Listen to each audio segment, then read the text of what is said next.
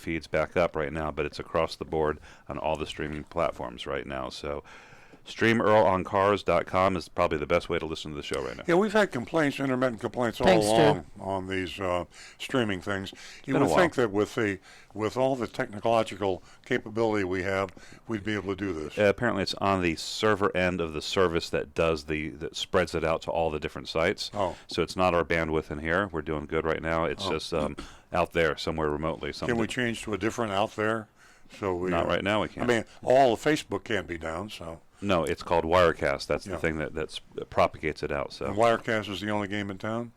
We're up and running right now, and it's the first time Wirecast has ever gone down. Oh. Our problems before was with our bandwidth here. Okay, fine. And ladies and gentlemen, just a moment ago I mentioned out-the-door price affidavit, but I misspoke. I said fee, but it is www.outthedoorpriceaffidavit.com. It's worth its weight in gold, so download that at Earl on Cars.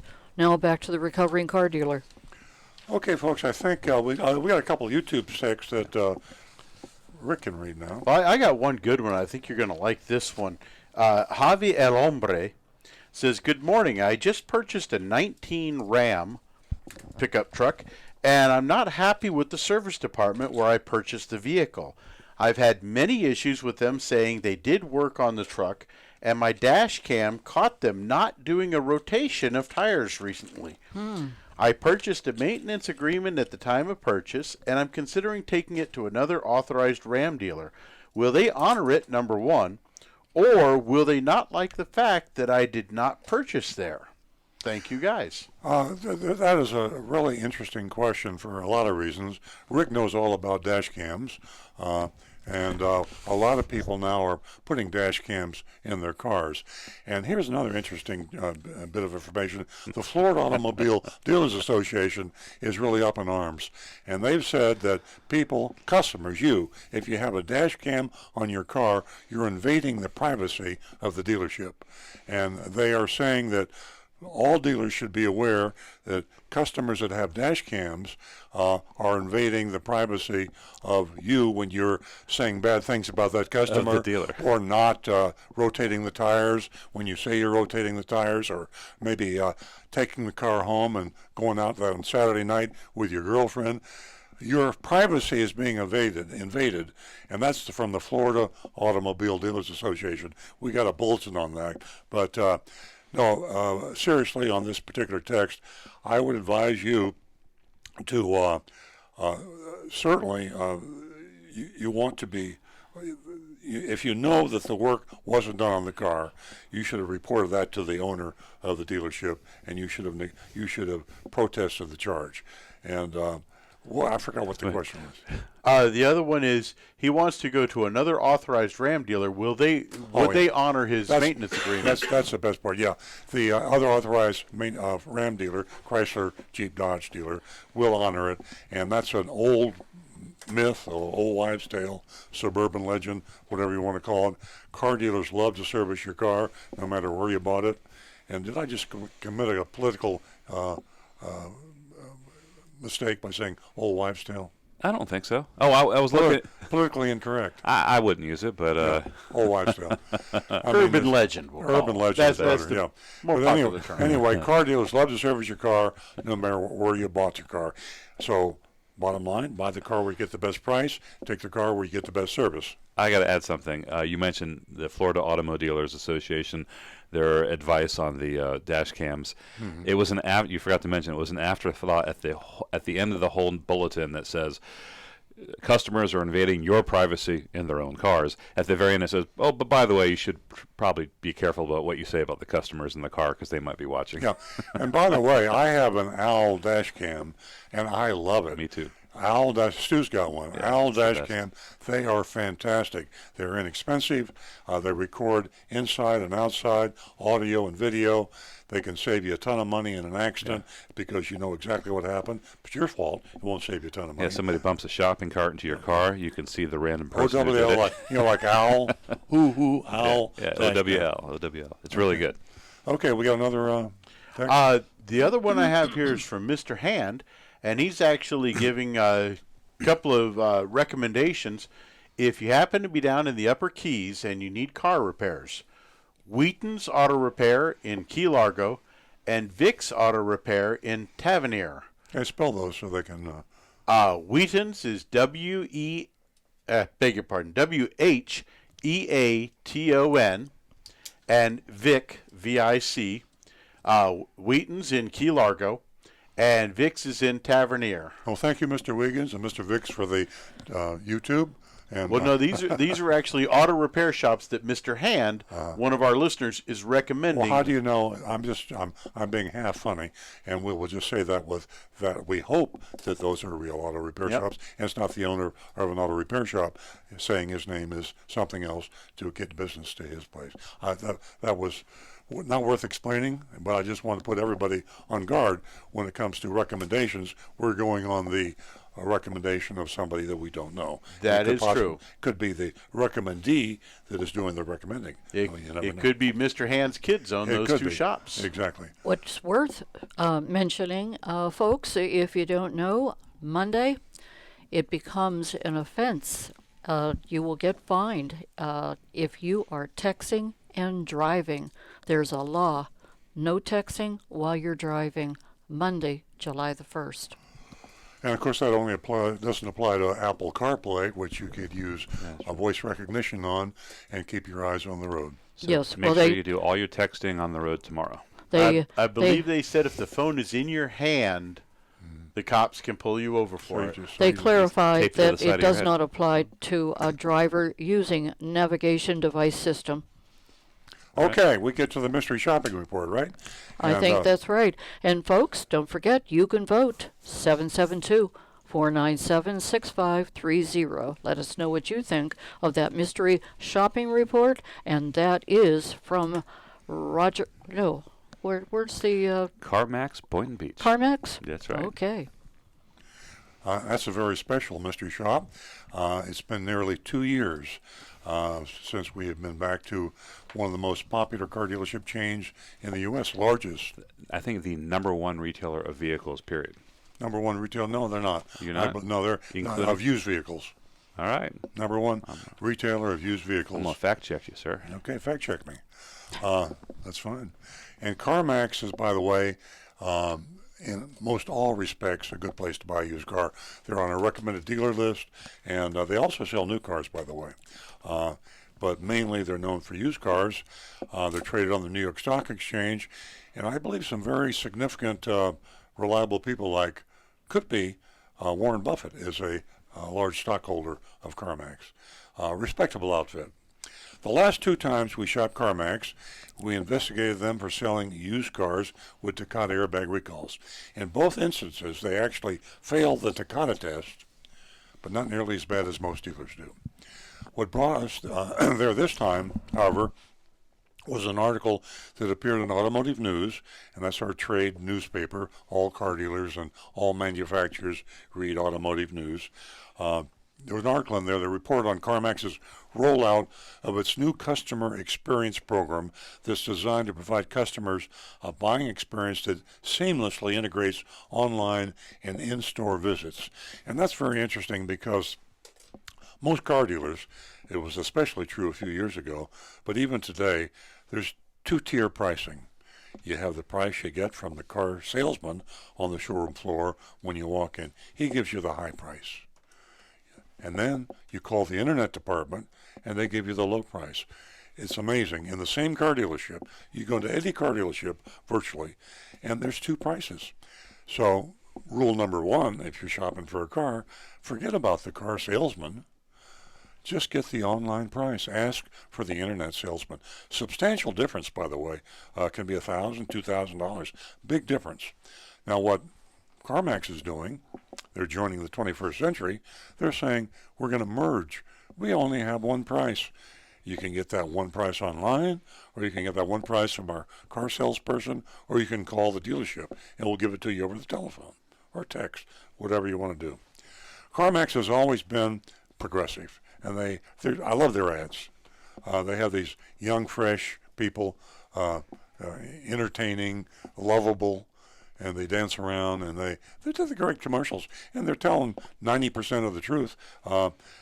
There's some things they do we don't like, but they are probably your best choice to buy a used car. They stumbled with the Takato issue. That's our big hang-up.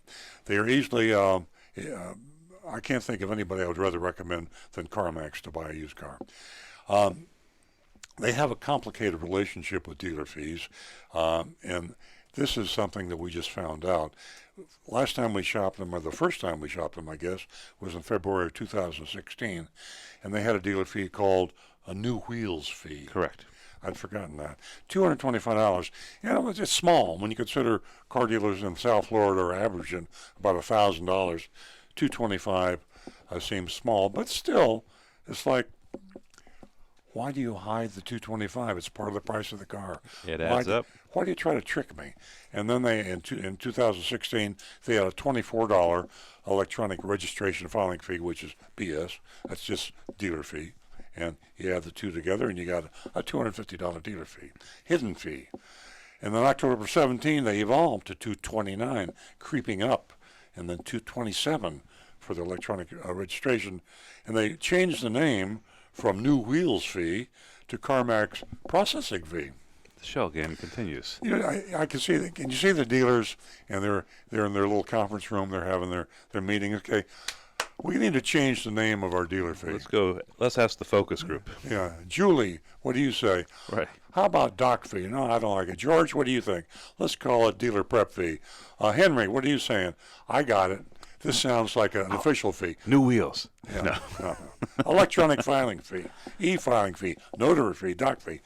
Imagination runs wild. Oh, I had a Potato fee. I have a typo in there. I'm sorry. Okay. In 2017, it had crept up from 225 to 299. Oh man. Yeah. So I'm sorry. In that's October of 2017, it that's was a a big thing. 299 CarMax processing fee. You got to quit writing these reports up at 2:00 in the morning. I didn't do that, sir. I have an explanation for that. Okay.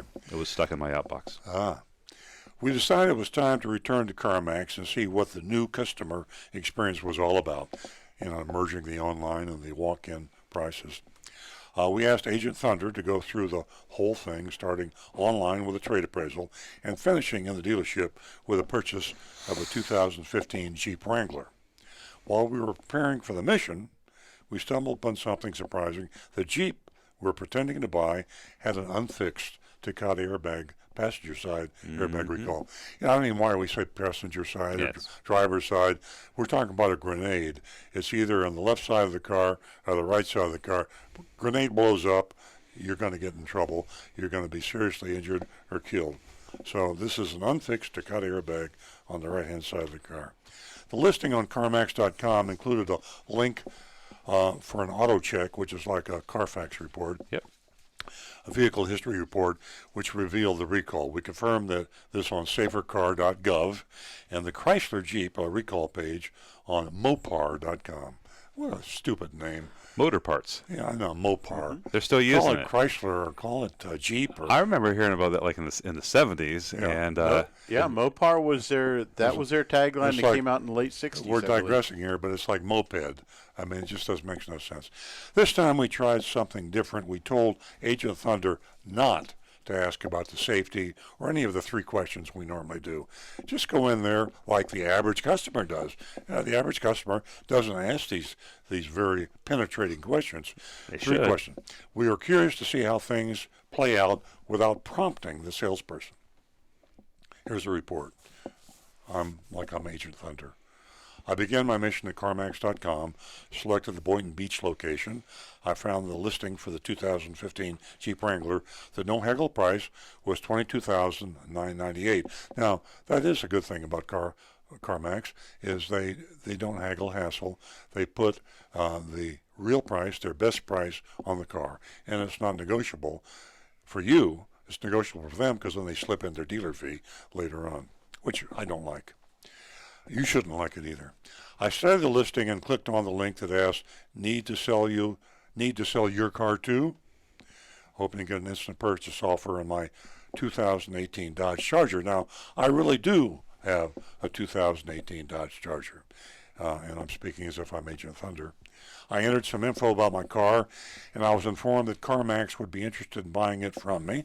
I didn't get an instant purchase offer, but I was shown a form to schedule an appraisal at the dealership. I picked up my appointment time for just an hour later. Within minutes, I received a phone call confirming the appointment. Up to this point, things felt pretty special. Not what I just say. Oh, they felt pretty typical. It didn't Pretty seem typical. like, yeah. Yeah, pretty typical. And not what I thought a customer experience program would be like. At the dealership, I was greeted by Terry, who welcomed me and checked me at the computer station. Terry also said he'd be assisting me. He found my appointment, talked to me about both the Charger I wanted to sell and the Wrangler I wanted to buy. I told him that my Charger was a beast, and I kept getting speeding tickets with it. And this is true. Is that true? Yes. I wanted something fun and sporty that wasn't a muscle car. I told him that's how I settled on a Jeep Wrangler. Jerry led me outside to see the Jeep.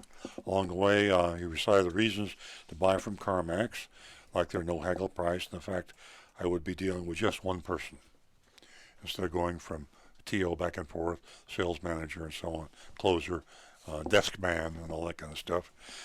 As soon as we reached the Jeep, Terry started the engine, cranked the AC. Then he asked for my driver's license, suggested I poke around while he ran back inside for a minute. He came back about 10 minutes later. We left to test drive. Had a nice time during the ride. Conversation was easy. Terry was very professional and he knew a lot about the Jeep. We took it down I-95 for a bit, then drove back to CarMax. Terry already had a lot of my personal information in the computer, and he was ready to begin the purchase process on my Charger. I handed him my keys, and he turned them over to an appraiser. If you just tuned in, we're mystery shopping CarMax in Boynton Beach, Florida. At his desk, he showed me the computer screen. He said we'd be notified when they had completed the appraisal. In a short time, the screen flashed green. They were offering $31,000. I was pleasantly surprised. That was a very good number on my car, and I let Terry know. We moved on to the purchase of the Jeep. I had been instructed to not question the safety or mechanical soundness. We're just going in there, no prompting the salesman, pretending like we don't care about the safety or don't worry about the safety or recalls or anything else. We Just trust them. Yeah, trust them, like the average customer does. Terry printed a buyer's order and went over the figures. The sale price was the online price, $22,998, and online price and the price on the car, identical. They merged those two departments. Then they added a $399 CarMax processing fee. Got a new name, CarMax processing fee. A new name and a new amount. You said $299. $399. Was Last from time- 17. Yes. So they've gone up another $100. Yeah. Correctamundo. Wow. So that's a 1/3 increase, and a 27. Now they kept the optional electronic registration filing fee, and optional, and that doesn't make sense because it's printed on the buyer's order. $27. So you have the $27, so you got basically a $426 dealer fee by a different name. I said that, which is extra profit to the dealer. I said everything looked great. Terry extended his hand. I shook it. I said I need an hour to run to get my wife from work, and we'd be back to take delivery. Terry handed me my paperwork, and I left. Here's the epilogue. Most importantly, CarMax failed another Takata test. Agent Thunder didn't mention anything about safety or recalls, but neither did the salesperson. The recall was known to them. It was posted on their own website, but the sale was not stopped. And, of course, they jacked everybody around on the dealer fee, and they've been doing that for some time. And all car dealers do this. It's just a shame. Now, I said at the beginning of the show that I hope Rosemary Shahan, who is a very special person, who is the consumer advocate extraordinaire from California. And she is the president of Consumers for Auto Reliability and Safety, CARS. And she sued through the Federal Trade Commission, actually sued the Federal Trade Commission because they were not going after CarMax or General Motors. And both CarMax and General Motors were saying, hey, we do a 125-point safety inspection, and all the used cars we sell, certified used cars, are safe.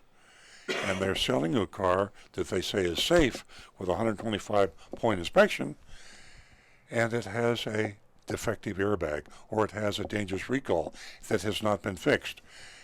Can you think of a better reason that the Federal Trade Commission should do something?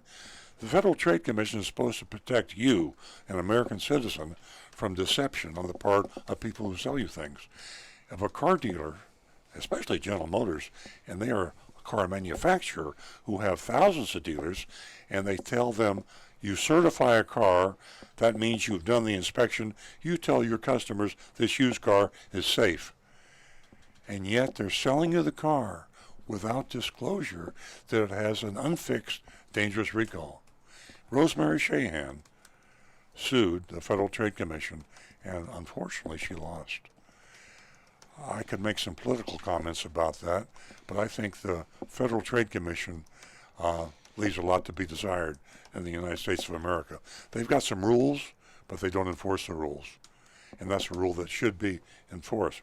Now, there were some changes.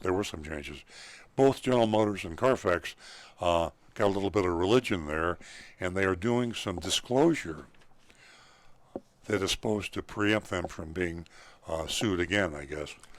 And they're saying that they are disclosing these recalls. The salespeople are disclosing the recall. I'll read from the CarMax website. Your sales consultant will review with you an auto-check report and then specific recall lookup results from the NHTSA website. CarMax notifies customers prior to purchasing to have unrepaired safety recalls by the manufacturer immediately. This was not done in our mystery shopping report. Not at all. This was not done. So they have violated their own rules, and I wish Rosemary Sheehan will read the shopping report. We sent it to her, but West Coast time, 3 hours difference. She's an extremely busy woman. I know she will read it. We hope she'd call the show. But maybe next week she'll call the show. She has a copy of the mystery shopping report. Maybe this will be grounds for another lawsuit against CarMax or a lawsuit against General Motors. Because I guarantee you the same thing is happening with General Motors dealers. You cannot tell a car dealership, CarMax or otherwise, that you just have to disclose dangerous recalls and you've done your duty. First of all, you're relying on your sales force to do it, and you've got, 25 or 30 salespeople. Do you really believe that all those salespeople are going to be that conscientious to tell the customer, hey, this car has a dangerous recall, it's a Takata airbag that can blow up in your face? I have a management tip for anybody who wants to accomplish something important. Don't put the responsibility on the largest population of people in your dealership. Exactly. Who are paid on commission. Right. Give it to have one person do it, one person responsible. If you have 50 people responsible, it's going to get done half the time. And the person you don't want to hold responsible are commission employees. If you are telling a salesperson that you will get 25% of the profit when you sell this car, or you're going to be paid $250 or whatever it is if you sell this car, and you tell them to disclose something that may cause that customer not to want to buy the car, there's a chance that salesperson might forget to tell that customer. And this happens over and over and over again. And we've mystery shopped, 100, maybe more car dealerships by phone or in person. And in most cases, these salespeople forget to tell the customer. So this is a responsibility of our legislators, the Federal Trade Commission, the attorney generals, state attorney generals, all the enforcement agencies and the legislative lawmaking agencies. You've got to make it illegal to sell a car with a dangerous recall. CarMax, a publicly traded company, regulated by the Security Exchange Commission, this is absolutely disgraceful what CarMax is doing. And remember, when we vote on the curve. So when we're going to vote, is this a passing grade or not a passing grade? CarMax has done better than most car dealerships did, because all car dealerships are not disclosing this to their customers. So I'm sorry, when you vote, take that in consideration. So let's vote on CarMax. Well, we have votes coming in from online, and they're not kind. I don't think they're on the curve. No. But here we go. Linda gives them a, quote, big, big, huge F. Walter gives them an F. Ed gives them a D minus. Jenny gives them a D, and Jackie gives them an F. And I'm kind of struggling with it because, you know, I think CarMax. I don't want to not recommend CarMax because You can't. Where else are you going to buy a used car? here's what I'm going to say. I'm going to give them. This is going to be a weird one. I'm going to give them an A, with a big asterisk. And that is, if you go to CarMax, you cannot count on them to follow their policy to disclose the recall. So you got to click auto check. It's right on their listing. They make it really easy to find a recall on their website. Yeah. But you got to be careful and prepare yourself. So I know that's a controversial grade. I'm going the complete opposite from our listeners, but there you go. Nancy? F. F for the mystery shop of CarMax. And folks, Earl's column, Why Even Honest Car Dealers Lie to You. Read it. Read it and weep. Rick? I'm going to follow Stu's example, but I'm going to give them a B because I still think they could have. There's room for improvement everywhere. And from online, Frank says F, Ernesto says F, and Mr. Hand says no soup for them, F. Yeah, I have a Sandy just chimed in with an F, and then another Frank with a D minus. So Well, I'm glad you listeners you're voting with your heart, which is good. And maybe we've got some legislators or regulators listening out there. You can see what people feel about car dealers not disclosing dangerous recalls, and it's just a terrible thing. But literally, the best place to buy a used car is CarMax, and we can't take them off the list because Floridians have to buy used cars. you can do a lot worse. Yes. I think folks should take an example from Mark from Lake Worth with what he did at Delray Toyota. He did his homework. He knew what he was doing, knew when he walked in there what he wanted, and he got the job done. Yeah. It took a while, but he got it done. The problem is we are not going to be able to change the intelligence, the aggressiveness. The average shopper out there goes in and they're too trusting. We're too trusting when we buy our cars. We've been buying cars like this our entire life. Most people go through the same thing. And it's just a fact. I don't believe in government regulation. I'm not one of these people that believes that the government should take over and rule every facet of our lives. But I think the government should protect our lives and our welfare and our health. And this is one area where we need protection. The regulators, legislators have got to help save lives. And that means make it illegal to sell a car with a defective recall. I didn't vote with my heart. I can clarify that. It just isn't ethical. That's why I gave them an F. I wouldn't put anyone behind a wheel of a car that was going to explode and kill them and their children, their family. Ladies and gentlemen, And thank a you. dog. Ladies and gentlemen, thank you for joining us this morning. We've had a fabulous show, and the reason for that is because of you. We enjoy your company, and I want to give a special thank you to Rudy and to Jonathan in the control room for helping us again this Saturday. Tune in next week, same time. Have a wonderful weekend.